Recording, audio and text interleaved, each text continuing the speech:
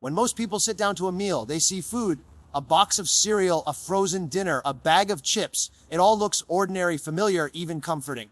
But if you peel back the label, if you look closely at what's actually inside, you realize that much of what we're eating isn't food in the traditional sense at all. It's a cocktail of additives, preservatives, flavor enhancers, stabilizers, emulsifiers, and artificial colors that together form something closer to a chemical experiment than a home-cooked recipe. We don't notice because we've grown accustomed to it. It's become so normalized that a yogurt that can sit on a shelf for months or a loaf of bread that never grows mold seems unremarkable. Yet hidden in these everyday products are ingredients that shape not just our bodies, but our long-term health, often in ways we don't recognize until years later. The human body evolved on whole foods, meat, fruits, vegetables, nuts, seeds, grains in their natural form. But the modern food industry has built a system where food is designed to survive transportation, sit on shelves, resist spoilage, and appeal to our senses instantly. Additives make this possible. A preservative ensures your bread doesn't turn green. An emulsifier keeps your salad dressing creamy. A flavor enhancer makes that packet of instant noodles taste more like chicken than chicken itself. These additives serve a purpose, but they're not without consequence. While they protect profit margins and extend convenience, they don't necessarily protect human health. Here's where the disconnect happens. We often assume that if something is on the shelf, it must be safe. After all, governments regulate food, right? But what's considered safe is usually defined in narrow terms. Does the additive immediately cause toxicity or obvious harm? What those tests don't always reveal is the cumulative effect of decades of daily consumption. A pinch of artificial color in a candy, a sprinkle of stabilizer in a sauce, a dash of sodium nitrite in a deli meat. It doesn't seem like much in isolation, but add it up meal after meal, year after year, and you begin to see a picture of chronic inflammation, hormonal disruption, altered gut bacteria, and higher risks for conditions like obesity, diabetes, and even cancer. This isn't about creating fear, it's about awareness. Because once you recognize that the food in front of you isn't just food, you regain the power to choose differently. Take, for example, something as simple as reading a label. Most of us skim right past the fine print, but the truth lives there.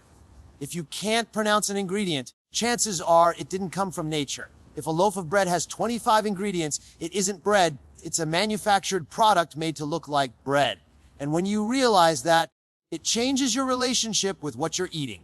But let's go deeper than the biological consequences, because food is also psychological. Think about what it means to sit down at a meal. Eating is one of the most intimate acts we do every day. It becomes part of us. So when that food is full of artificial substances, it changes not only how our bodies respond, but how we connect with food emotionally. Over time, we begin to accept that processed foods are the norm, that it's okay to live on snacks that never spoil, that our cravings must be normal simply because they're common. But there's a cost in accepting that illusion. We lose touch with the simplicity of food as nourishment and the grounding rhythm of eating what nature provides. That's why awareness of additives isn't just a matter of chemistry. It's a matter of philosophy. It challenges us to ask, what is food supposed to be? Is it just fuel, engineered to be fast and convenient? Or is it something more sacred, more human? When we look at cultures that have long lifespans and lower rates of chronic disease, one theme emerges: they eat real food. They don't need long ingredient lists. They don't need artificial stabilizers. They trust the earth to provide what the body needs. And they honor that by eating foods as close to their natural state as possible. So the first step in reclaiming our health is simply opening our eyes, noticing what's in the food we're eating, questioning why it's there, and asking whether it truly serves us. That doesn't mean you need to eliminate everything overnight. It starts with curiosity. Flip the box over, read the ingredients, compare it to something fresh and whole.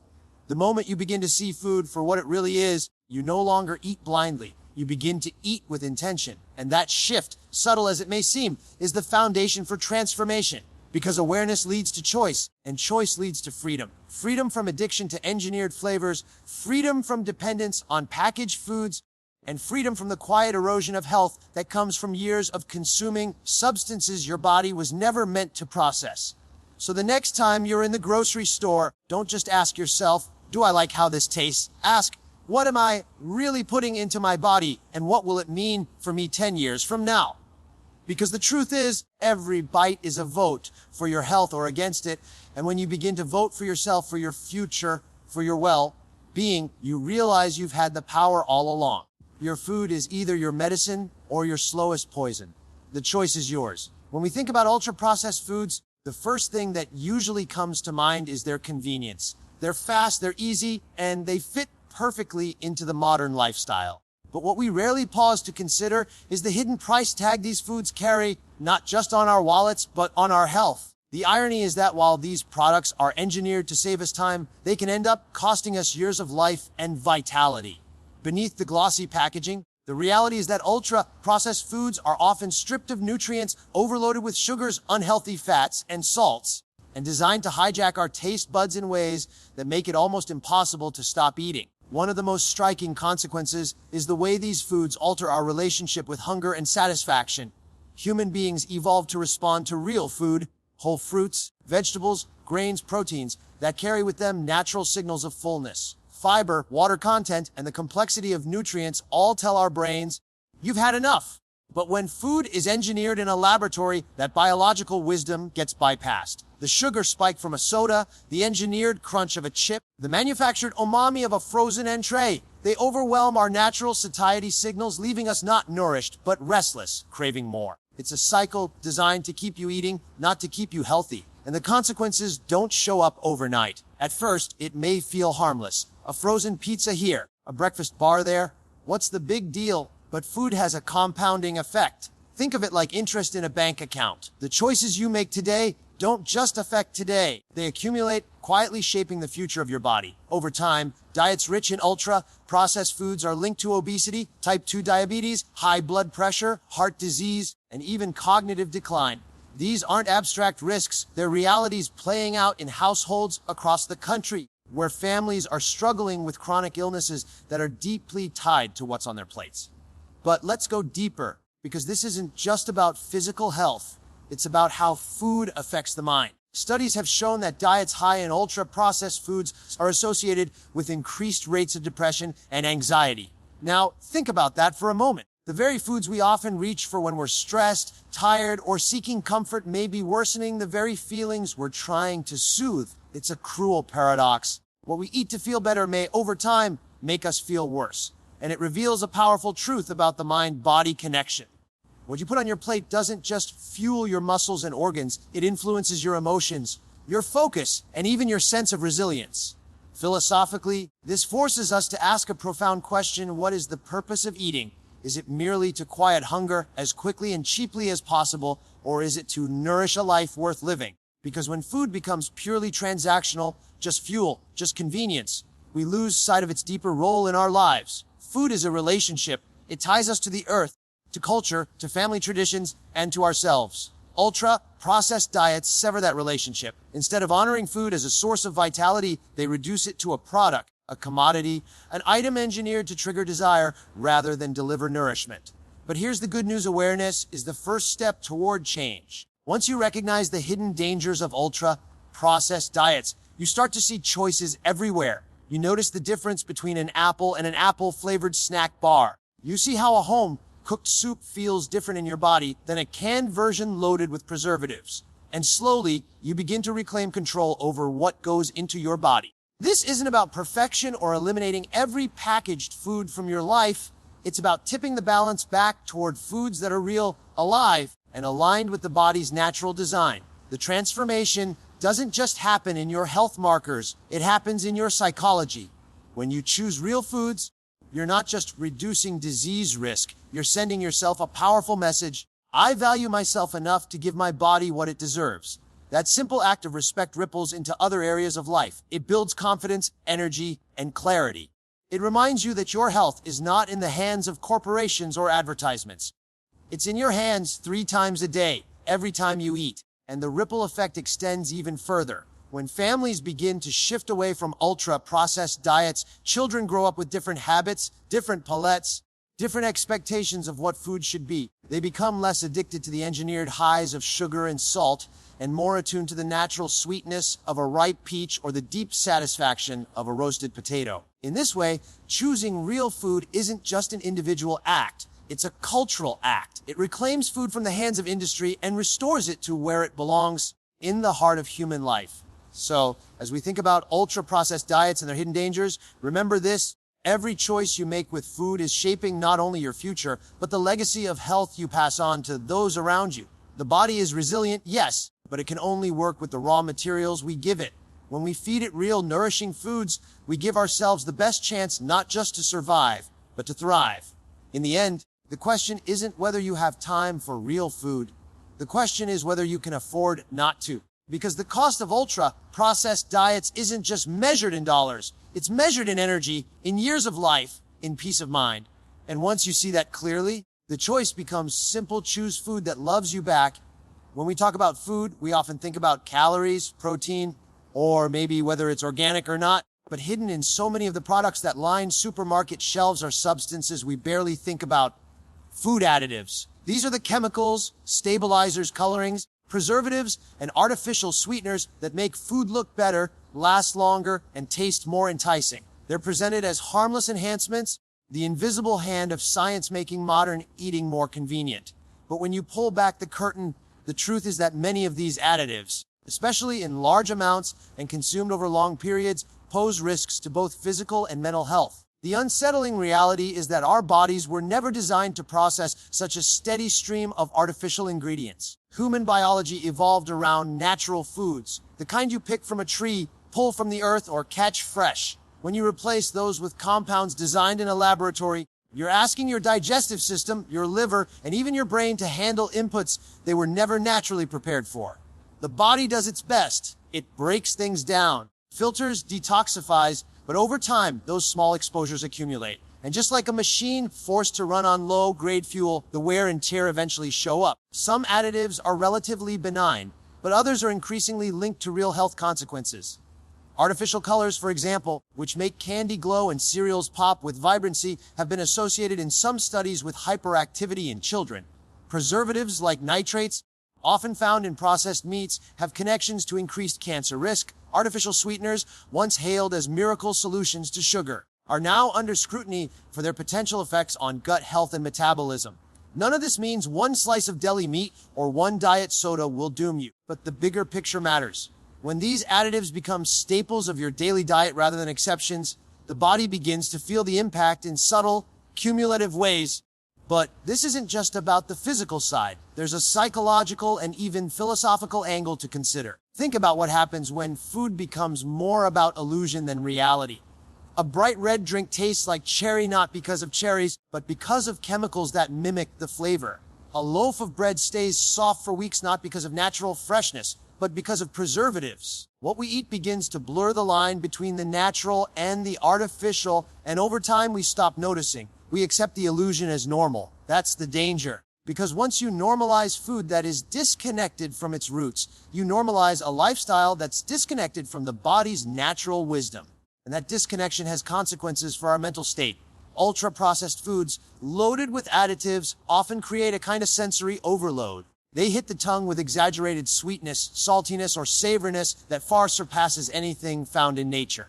This hijacks the brain's reward system, making real foods like a fresh peach or a simple tomato seem bland in comparison.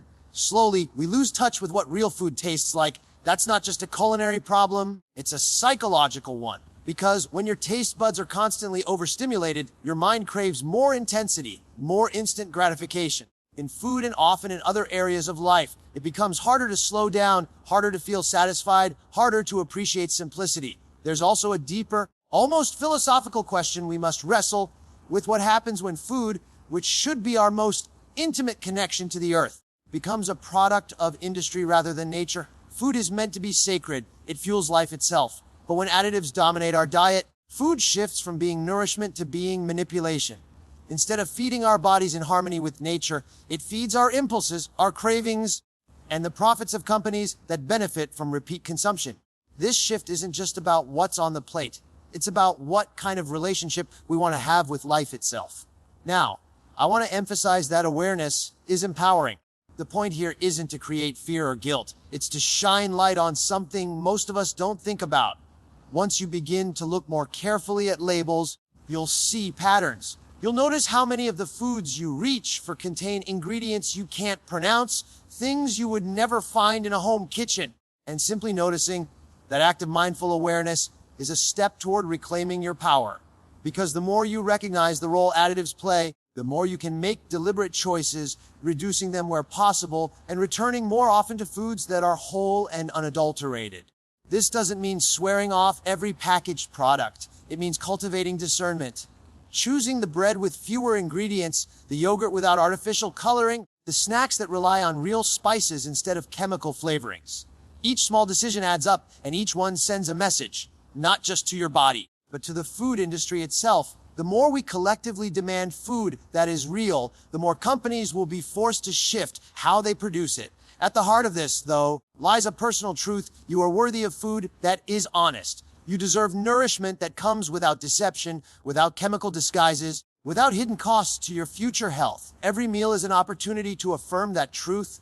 And every time you choose real over artificial, you're not just feeding your body, you're strengthening your mind, your spirit, and your connection to what truly sustains life. So the next time you pick up a product and see a list of additives longer than the ingredient itself, pause and ask yourself, is this really food, or is this just a product? That single question has the power to transform the way you eat, the way you feel, and ultimately the way you live. And here's the reflection I want to leave you with. Life is too precious, too sacred to be fueled by imitation. Choose what is real, because only what is real can truly nourish you. When we talk about the role of ultra-processed diets and food additives, the conversation often circles around physical health, weight gain, diabetes, heart disease. But there's another layer to this story, one that too often goes unnoticed, and that is how these foods affect our sense of identity, our culture, and even our emotional resilience. Because food isn't just fuel, it is memory, tradition, and the very language through which families and communities bond. When we allow ultra-processed products to dominate our tables, we don't just risk our physical health, we risk diluting the human experience itself. Think for a moment about the role food plays in your own life. The dishes you remember from childhood weren't designed in factories or flavored with artificial chemicals. They were meals tied to people, places, and love. Perhaps it was a grandmother's soup simmered slowly with real herbs. Perhaps it was fruit picked straight from the tree, still warm from the sun. Those moments nourish more than the body. They nourish the soul. They remind us that food has always been humanity's most intimate connection to nature and to each other. When that connection is replaced by mass-produced, chemically engineered substitutes, something vital begins to slip away. Ultra-processed foods are designed with convenience in mind. They save time, they're easy to grab, and they appeal to our taste buds with engineered precision. But what they cannot replicate is the human story. They don't carry the aroma that fills a home with comfort, or the rhythm of hands preparing ingredients in the kitchen. They don't teach patience, gratitude, or the artistry of transforming raw, natural ingredients into nourishment. Instead, they offer speed, stimulation, and a quick fix. And over time, this changes not just what we eat, but how we live. The psychological cost of this shift is profound. When our meals are reduced to products stripped of their roots in tradition and community, we lose a sense of belonging. Eating becomes less about connection and more about consumption. The dinner table, once a sacred space of storytelling and unity, risks becoming a pit stop, a place where everyone grabs a package, heats it, and moves on. That erosion of ritual doesn't just impact health, it chips away at our collective resilience. Because food rituals are anchors. They remind us who we are, where we come from, and what truly sustains us. This is not about rejecting modernity or clinging to nostalgia. It's about balance, and about recognizing that food culture shapes the mind as much as it shapes the body. When a society normalizes artificial additives and engineered flavors, it subtly trains its people to accept substitutes in other areas of life as well, to accept convenience over depth, speed over meaning, illusion over truth. That is why food choices are never just about food, they are about philosophy. They reflect what we value. Do we value efficiency above authenticity? Do we prioritize profit over health? Do we allow corporations to tell us what tastes good, or do we reclaim our right to define it for ourselves? If you want to see the psychological power of food, look at how children interact with it. When a child grows up on colorful cereals, neon candies, and snack packs with cartoon characters, their perception of food becomes tied to branding and stimulation. They learn to associate joy with artificiality.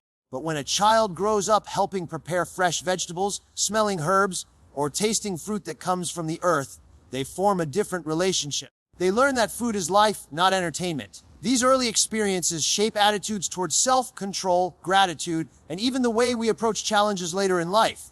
Now, here's where we need to reflect more deeply. Each time we choose a real, whole food over something ultra-processed, we aren't just protecting our arteries or our waistline. We are affirming something larger, that our lives are worth authenticity, that our families deserve meals made with care, that our culture deserves to be remembered, not replaced by factory formulas. Every fresh meal, no matter how simple, is an act of resistance against a system that profits from disconnection. The solution is not to feel guilty when convenience sneaks in. We all live busy lives. The solution is to reintroduce intentionality, to carve out even small rituals around food that remind us of its sacredness.